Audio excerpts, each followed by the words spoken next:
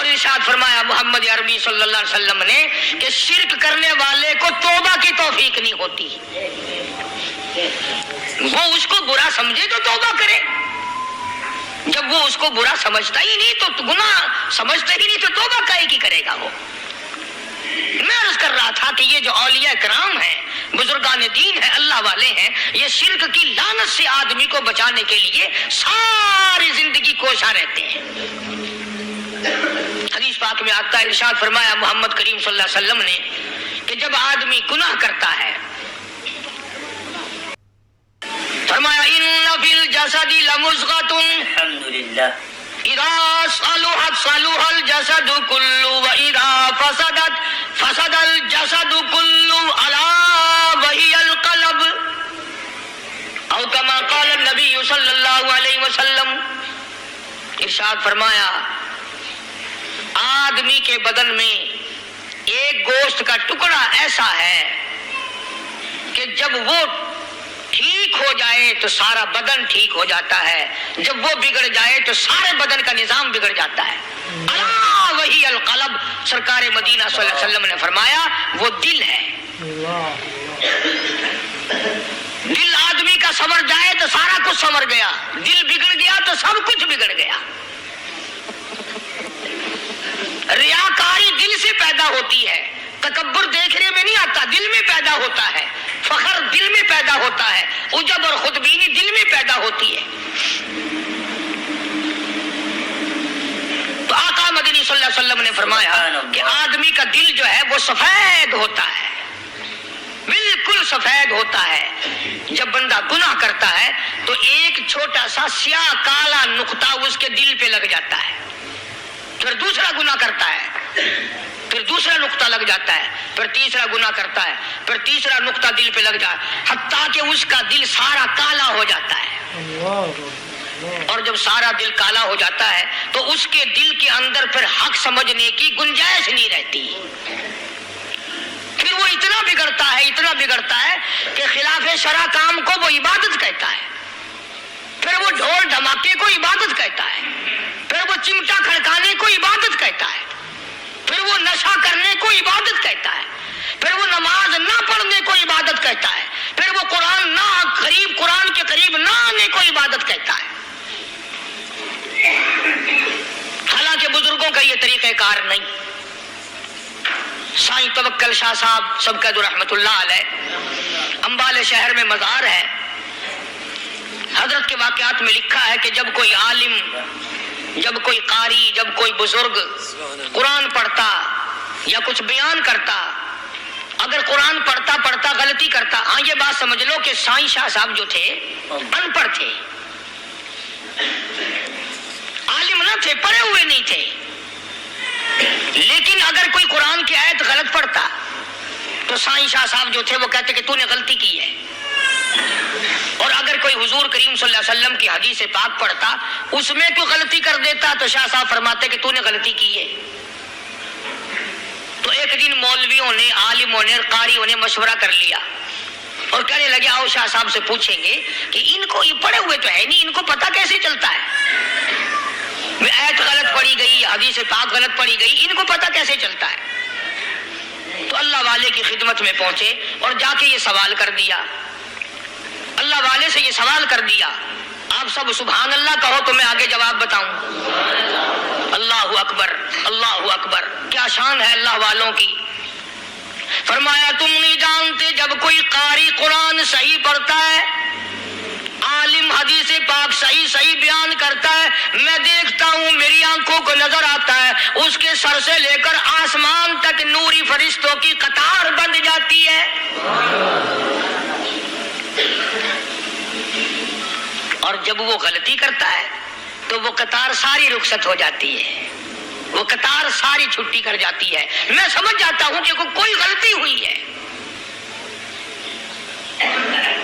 یہ ہے اللہ والوں کی باتیں جو ہم لوگوں کے کام آنے والی ہیں، جو ہمارے سوچ و بچار کی ہیں، جو ہمارے کرنے کی ہیں.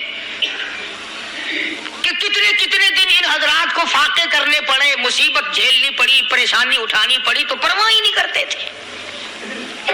مخلوق سے سوال کرنا ان حضرات کی یہاں بہت بری بات تھی. کہ نفحۃ الیمن ایک عربی کورس کی کتاب ہے، درس میں پڑھائی جاتی ہے عربی مدرسوں میں. ہم نے جب سبق پڑھتے تھے تو ایک واقعہ پڑھا تھا کہ کسی پہاڑ کی غار میں ایک اللہ والا رہتا تھا اور اللہ اللہ کرتا تھا ہر وقت.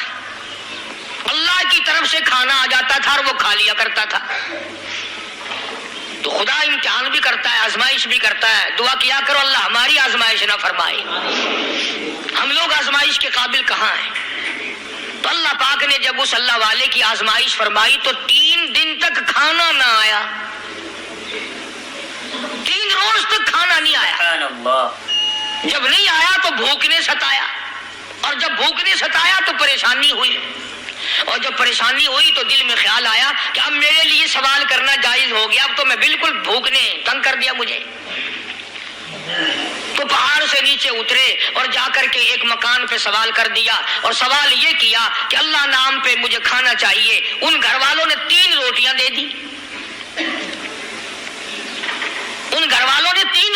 دی. اور یہ اللہ کا ولی لے کے چل دیا.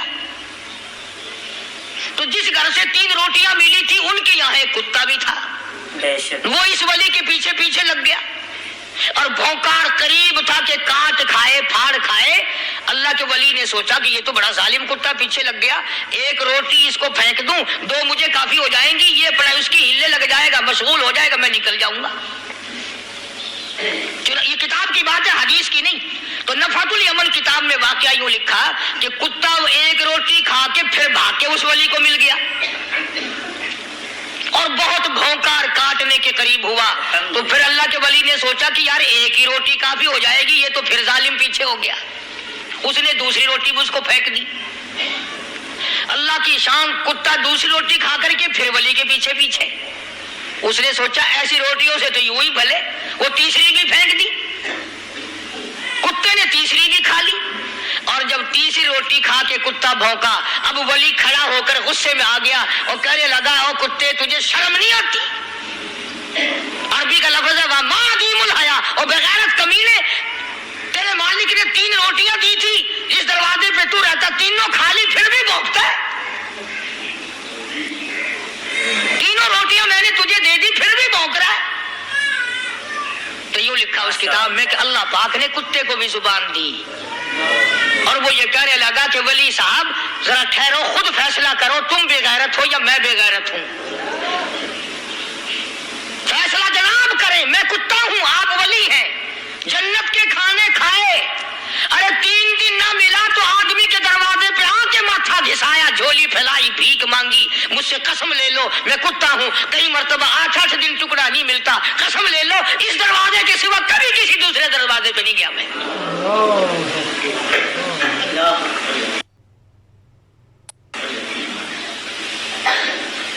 تجربہ کر لو. 3 دن کتے کو ٹکڑا ڈالو، 4تھے دن تم ہلا کر تمہارے پاؤں میں لٹے گا.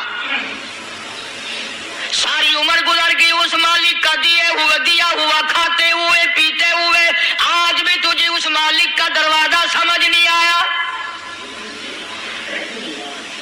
الحمدللہ. پانی وہ پلاتا والذی ہوا یطعمنی ویسقین وَإِذَا مَرِضْتُ فَهُوَ يَشْفِينِ.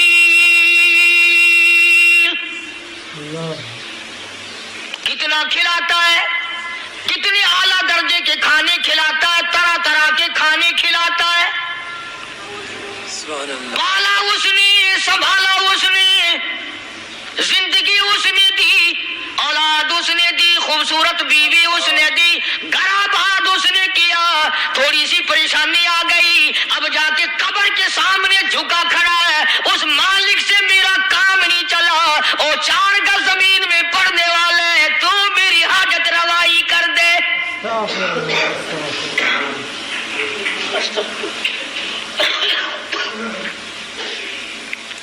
کون سے ولی نے یہ تعلیم دی، کون سے ولی نے یہ ترغیب دی؟ سبحان اللہ. خواجہ قطب الدین بختیار کاکی رحمت اللہ علیہ، بابا فرید الدین شکر گنج رحمت اللہ علیہ کا پیر ہے. اتنے اللہ والے لوگ تھے، اتنے اللہ والے تھے. خواجہ قطب الدین بختیار کاکی رحمت اللہ علیہ کا آخری وقت دلی شہر میں آ گیا. نہ دولت تھی، نہ کوٹھی تھی، نہ بنگلہ تھا، فقیری. ہائے ہائے، عجیب بادشاہت ہوتی ہے ان لوگوں کی. بادشاہ ان کے دروازوں پہ آیا کرتے تھے. بے شک. خواجہ ابو الحسن خرقانی رحمت اللہ علیہ بزرگ گزرے ہیں. محمود غزنوی کا زمانہ ہے. محمود غزنوی مرحوم بادشاہ نیک آدمی تھا. خواجہ ابو الحسن خرقانی رحمت اللہ علیہ کی خدمت میں آیا اور حضرت نے یوں پوچھ لیا، فرمایا محمود 2-4 دن پہلے بھی تو سنا تھا کہ تم ادھر آئے ہو، مجھ سے مل کے نہیں گئے؟ تو کہنے لگا حضرت سرکاری دورے پہ آیا تھا، سرکاری دورے کی لپیٹ میں اللہ والے کی زیارت کو بے ادبی سمجھتا ہوں.